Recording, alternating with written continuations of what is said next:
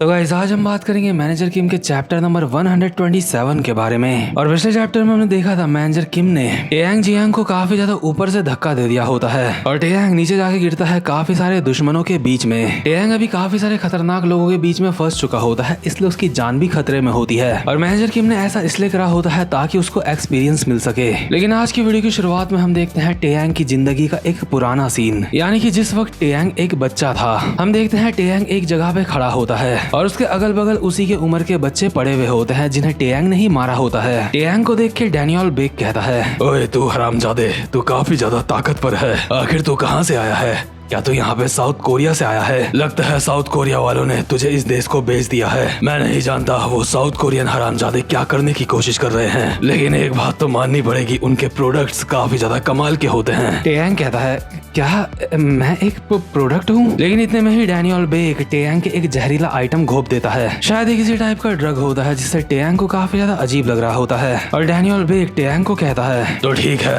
आज से तेरी प्रोडक्ट आईडी होगी वफादारी। मैं तुझे हमारे ग्रुप का लीडर बनाता हूँ और तुझे ये साबित करना होगा कि तू कितना ज्यादा वफादार है। और इस पुराने सीन से आप ये तो समझ ही गए होंगे कि टेयांग पहले साउथ कोरिया का था, उसके बाद उसे नॉर्थ कोरिया देश को बेच दिया गया होता है। मतलब कि टेयांग की बचपन से ही कोई औकात नहीं होती, उसे किसी सामान की तरह बेचा जा रहा होता है। और उसके बाद डैनियल बेक टेयांग को अपने साथ मिला लेता है। लेकिन मैनेजर किम ने अपने एक मिशन में डैनियल बेक को जान से मार दिया था और उसके बाद से टेयांग जिनचॉल की टीम एरिस को ज्वाइन कर चुका होता है। इसके बाद हम एक प्रेजेंट मूवमेंट में आते हैं जहाँ पे टेयांग मैनेजर किम के साथ एक मिशन में आया होता है और टेयांग को अभी काफी सारे बंदों ने घेर लिया होता है और उन सबके ही हाथों में गन्स होती हैं। अभी ये गन वाले बंदे टेयांग की तरफ गन तान के बोल रहे होते हैं, अबे होए हरामजादे, आखिर तू है कौन? तू कहाँ से आया? लेकिन टेयांग इन बंदों को ज्यादा बोलने का मौका नहीं देता और फौरन इनके ऊपर अटैक स्टार्ट कर देता है। टेयांग बहुत ही स्पीड में एक बंदे के ऊपर काफी सारे अटैक्स बजा देता है, जिस वजह से उस बंदे के हाथ से उसकी गन छूट जाती है और टेयांग हवा में ही उस गन को कैच करके जिस बंदे को उसने अभी बजाया होता है उसको एक सील्ड की तरह इस्तेमाल करके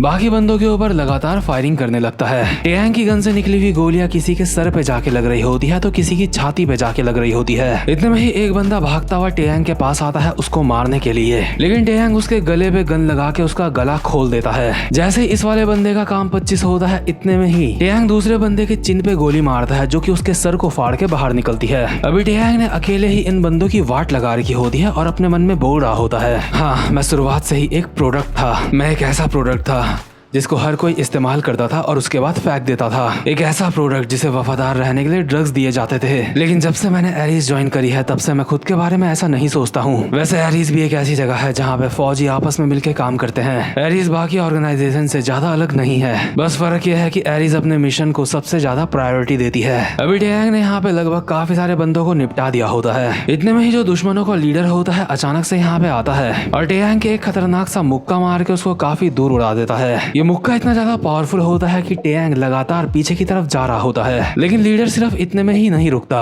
वो भागता हुआ टेयांग के पीछे आ रहा होता है और जैसे ही टेयांग एक दीवार के पास पहुंचता है तो ये बंदा टेयांग के एक मुक्का मार के उसको दीवार में चिपका देता है। हालांकि टेयांग ने अपने दोनों हाथों से इस मुक्के को ब्लॉक कर लिया होता है और ये देख के दुश्मनों का लीडर बोल रहा होता है, मैं तो ये भी नहीं जानता कि तू है कौन, इसलिए मैं तुझे इतनी आसानी से जान से नहीं मारूंगा, क्योंकि तुझे पता है हम लोग जानकारी निकलवाने में काफी ज्यादा माहिर हैं। यानी कि ये बंदा टेयांग को मार मार के उससे जानकारी उगलवाना चाह रहा होता है कि वो यहाँ पे क्यों आया, उसको किसने भेजा है। और ये जो लीडर होता है इसका नाम होता है जोंग बोरैम। जोंग अभी टेयांग को बोल रहा होता है, तुझे क्या लगता है अगर मैं तुझे टॉर्चर करके तेरे से सारी जानकारी निकलवा लूंगा तो क्या इस चीज से चेयरमैन मेरे ऊपर खुश हो जाएंगे? तुझे क्या लगता है आखिर वो कौन लोग हैं जो हमारे पीछे पड़े हैं? अगर हम उन सारे लोगों को पकड़ लेते हैं तो चेयरमैन काफी ज्यादा खुश हो सकते हैं। बट इतने में ही टेयांग एक उड़ती हुई लात मारता है जोंग के मुंह पे, लेकिन जोंग भी एक एक्सपीरियंस्ड बंदा होता है इसलिए वो पीछे हो जाता है। भले ही जोंग टेयांग के अटैक से बच चुका होता है, लेकिन टेयांग ने अभी अटैक करना बंद नहीं किया होता। टेयांग अभी गन के एक पिछले हिस्से से जोंग के ऊपर अटैक करे जा रहा होता है और कहता है, आखिर तू किसको पकड़ने की बात कर रहा है? अगर तू मुझे पकड़ सकता है तो कोशिश करके देख ले। गन के हैंडल से टेयांग जोंग के ऊपर काफी सारे अटैक कर रहा होता है, लेकिन जोंग उन सारे ही अटैक से बच रहा होता है। लेकिन जैसा कि मैंने कहा कि जोंग एक एक्सपीरियंस्ड बंदा है, इसलिए जोंग टेयांग की गन के आगे का हिस्सा पकड़ लेता है, जो देख के टेयांग काफी ज्यादा हैरान हो जाता है और जोंग कहता है, तेरी मूवमेंट्स ये कोई नॉर्मल मूवमेंट्स नहीं है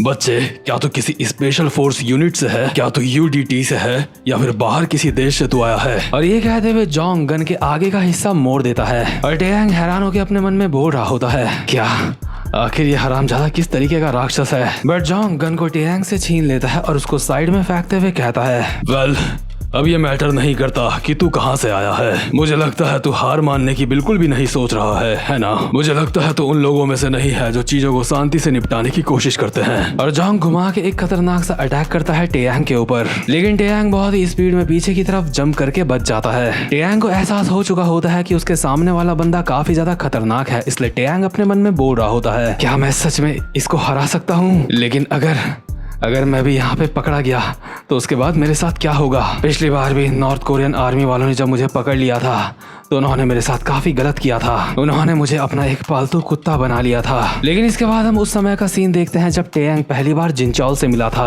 हम देखते हैं टेयांग की हालत काफी ज्यादा खराब होती है और सैंटियागो उसका इलाज कर रहा होता है। और ऐसा करने के लिए सैंटियागो को मैनेजर किम ने ही कहा होता है, क्योंकि टेयांग की ऐसी हालत करीबी मैनेजर किम ने ही थी। टेयांग मरी हुई हालत में बेड में पड़ा होता है और जिनचॉल टेयांग को कहता है, नाम बच्चे तेरा नाम क्या है? टेयांग कहता है, मेरा कोई नाम नहीं है। जिनचॉल कहता है, क्या तेरा नाम नहीं है? टेयांग कहता है, जब मुझे साउथ कोरिया में मिशन के लिए भेजा गया था उस वक्त मुझे टेयांग जियोंग नाम दिया गया था, लेकिन मुझे ये समझ नहीं आ रहा है कि तुम लोगों ने मेरी जान क्यों बचाई। पहले मैं जिन लोगों के लिए काम किया करता था वो मेरे ऊपर काफी सारे ड्रग्स इंजेक्ट किया करते थे, जिससे मैं हमेशा उन लोगों का वफादार बना रहता था। मैं सिर्फ डैनियल बेक का बनाया हुआ एक प्रोडक्ट हूँ बस, और क्योंकि उन ड्रग्स की वजह से मैं डैनियल बेक का वफादार था, इसलिए अगर तुम भी मुझसे अपना कोई काम निकलवाना चाहते हो तो तुम्हें भी मेरे अंदर वही ड्रग्स इंजेक्ट करने पड़ेंगे, क्योंकि बिना उन ड्रग्स के मैं तुम्हारा कहना बिल्कुल भी नहीं मानने वाला। अगर तुम मेरे साथ कुछ भी जबरदस्ती करने की कोशिश करोगे तो मैं यहाँ से भाग जाऊंगा। लेकिन जिनचॉल को टेयांग की बातें सुन के काफी ज्यादा हंसी आने लगती है और वो कहता है,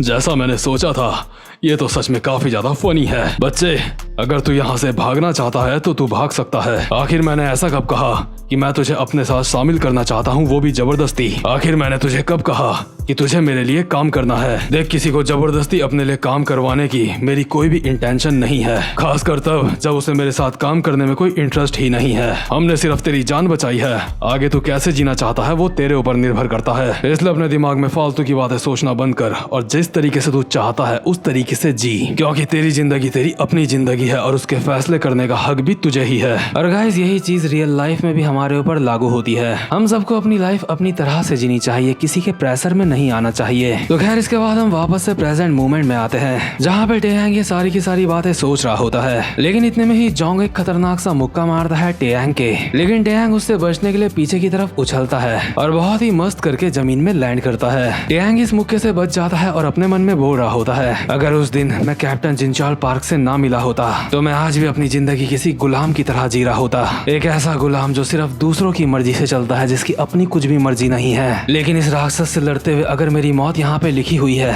तो मैं यहाँ पे पकड़ा जाके इसको कोई भी इंफॉर्मेशन नहीं दूंगा, क्योंकि मरे हुए लोग कभी भी बात नहीं करते। और इसलिए मैंने फैसला कर लिया है और ये फैसला मेरा अपना होगा। बट इतने में ही जोंग घुमा के एक बॉक्स फेंक के मारता है टेयांग के, जो कि टेयांग के पेट में जाके लगता है और टेयांग पीछे दीवार में जाके टकराता है। टेयांग की अभी काफी ज्यादा जबरदस्त पड़ी होती है, उसके मुंह से खून निकल रहा होता है और वो हाँफ रहा होता है। और जोंग धीरे धीरे करके टेयांग की तरफ बढ़ रहा होता है और कहता है, अरे वाह, तू तो वहाँ पे चुपचाप से बैठ गया है, तू बिल्कुल भी हिल नहीं रहा है। क्या हुआ, तू इतना ज्यादा अच्छा और इतना ज्यादा शांत क्यों बन रहा है? मैंने तो तुझे पहले ही कहा था कि मैं तुझे इतनी आसानी से जान से नहीं मारूंगा, क्योंकि तुझे जान से मारने से पहले तेरे अंदर जितनी भी जानकारी है मुझे वो बाहर निकालनी है। कम से कम अपने चेयरमैन के लिए मैं इतना तो कर ही सकता हूँ। लेकिन यार, टेयांग भी एक उल्टी खोपड़ी का बंदा होता है। जैसे ही जोंग टेयांग के पास आ रहा होता है, इतने में ही टेयांग एक ग्रेनेड निकालता है और उसकी पिन खींच देता है और कहता है, तुझे कुछ करने की जरूरत नहीं है, तू मुझसे कोई भी जानकारी नहीं निकलवा पाएगा। अभी ग्रेनेड की पिन निकल चुकी होती है और अब ये कभी भी फट सकता है। और इसके साथ साथ में टेयांग अपने मन में बोल रहा होता है, मैं ये जो कुछ भी कर रहा हूँ अपनी मर्जी से कर रहा हूँ, ये सब कुछ मैं किसी ड्रग्स के इफेक्ट की वजह से नहीं कर रहा हूँ, या फिर इसलिए नहीं कर रहा हूँ क्योंकि मेरा ब्रेन वॉश किया गया है। ये मेरी अपनी खुद की मर्जी है। मैं मरते दम तक भी कैप्टन जिनचॉल पार्क का वफादार रहूंगा, क्योंकि कैप्टन जिनचॉल ने जो कुछ मेरे लिए किया है मुझे उसका एहसान चुकाना है। अभी यहाँ पे ग्रेनेड फटने ही वाला होता है, बट इतने में ही यहाँ पे मैनेजर की उछलते हुए आते हैं और टेयांग के हाथ में जो ग्रेनेड होता है उस पे एक लात मार के उसको दूर फेंक देते हैं। और ग्रेनेड जैसे ही थोड़ा सा दूर जाता है तो उससे एक खतरनाक सा ब्लास्ट होता है। इसी के साथ साथ मैनेजर मैनेजर किम टेयांग को पकड़ के ग्रेनेड से और ज्यादा दूर कर देते हैं और जोंग भी ग्रेनेड से जैसे तैसे करके काफी ज्यादा दूर आ चुका होता है और अपनी जान बचा लेता है। मैनेजर किम टेयांग की जान बचाते हुए कहते हैं, मैंने तुझे थोड़ी देर के लिए यहाँ पे अकेला छोड़ा और तू यहाँ पे ऐसी बेवकूफियां करने लग गया, इसीलिए मुझे लगता है जवान सिपाहियों को सिखाना काफी ज्यादा मुश्किल चीज है। अभी ग्रेनेड ब्लास्ट हो चुका होता है और उसकी वजह से काफी सारा धुआं निकल रहा होता है और मैनेजर किम टेयांग को कहते हैं, तूने अपनी जिंदगी में जिस तरीके के एक्सपीरियंस करे हैं मैंने भी वो एक्सपीरियंस करे हैं। मुझे भी मेरे ही देश से निकाल दिया गया था, मुझे भी हर किसी ने अपने फायदे के लिए इस्तेमाल करा, इसलिए मैं अच्छी तरह से समझ सकता हूँ कि तू अपने अंदर कैसा महसूस कर रहा है अभी। लेकिन बच्चे, एक बात हमेशा ध्यान रखियो, चाहे जिंदगी में कुछ भी हो जाए लेकिन कभी भी हार मत मानियो। लगता है मुझे यहाँ पे आने में देर हो गई थी, इसलिए तेरे दिमाग में फालतू की बातें चलने लग गई थी, लेकिन मैं यहाँ की एक ऊंची जगह पे एक ट्रैकर लगाने के लिए गया था और क्योंकि अभी हम काफी ज्यादा अंडरग्राउंड इलाके में है, इसलिए मुझे एक ऐसी जगह ढूंढने में काफी ज्यादा टाइम लग गया जहाँ पे मुझे उस ट्रैकर को लगाना चाहिए था, जहाँ पे उस ट्रैकर ने एक अच्छी तरीके से काम करना चाहिए था और इसी वजह से वो जगह ढूंढने में मुझे थोड़ी सी लेट हो गई। लेकिन अब ट्रैकर लग चुका है तो हमारे बाकी के साथी भी जल्दी ही यहाँ पे पहुँचते ही होंगे। इससे पहले कि टेयांग मैनेजर किम को कुछ कहता, तभी जोंग इन दोनों के पास आता है और एक खतरनाक सा मुक्का मारता है, लेकिन मैनेजर किम और टेयांग दोनों के दोनों पीछे की तरफ हट जाते हैं और जोंग का मुक्का जमीन में जाके लगता है, जो कि काफी ज्यादा डिस्ट्रक्टिव होता है। जोंग अपने हाथ से धूल को झाड़ते हुए कहता है, ये क्या, यहाँ पे एक और आ गया? ठीक है, अब क्योंकि तुम यहाँ पे दो हो इसलिए मैं तुम में से एक को जान से मार सकता हूँ, क्योंकि जो जिंदा रह जाएगा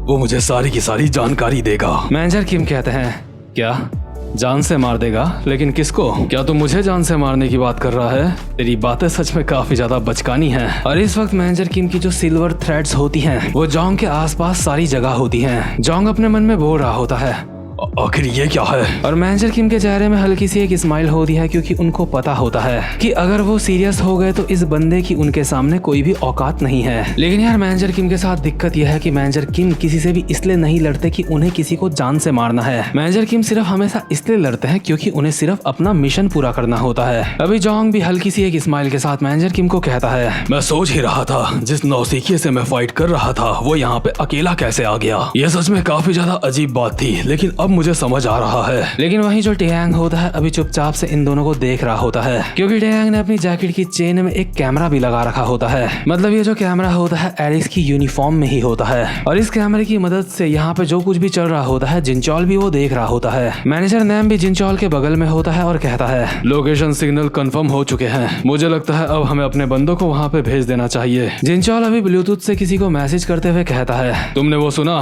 तैयार हो जाओ, अब वक्त है तुम्हारा वहाँ पे जाने का। कोड नेम शेफर्ड, बिल्कुल भी गलती मत करना और अपने मिशन को अच्छी तरह से अंजाम देना। और इस वक्त मैनेजर किम ये बात एक लड़की को बोल रहे होते हैं जिसका कोड नेम होता है शेफर्ड और ये भी एरिस की एक बंदी होती है। और क्योंकि ये लड़की एक एरिस की मेंबर है इसलिए हम ये बोल सकते हैं कि ये लड़की काफी ज्यादा खतरनाक होगी। वैसे भी जिनचोल अपने ग्रुप में ऐरे गहरे बंदों को शामिल नहीं करता है। तो खैर इसी के साथ ये वाला चैप्टर यहीं पे खत्म होता है। उम्मीद करता हूँ कि आपको आज की वीडियो भी अच्छी लगी हो और जो कोई भी चैनल पे पहली बार आया है चैनल को सब्सक्राइब और वीडियो को लाइक जरूर से कर देना। अब मैं मिलूंगा आपसे अपनी नेक्स्ट वीडियो में, तब तक के लिए गुड बाय।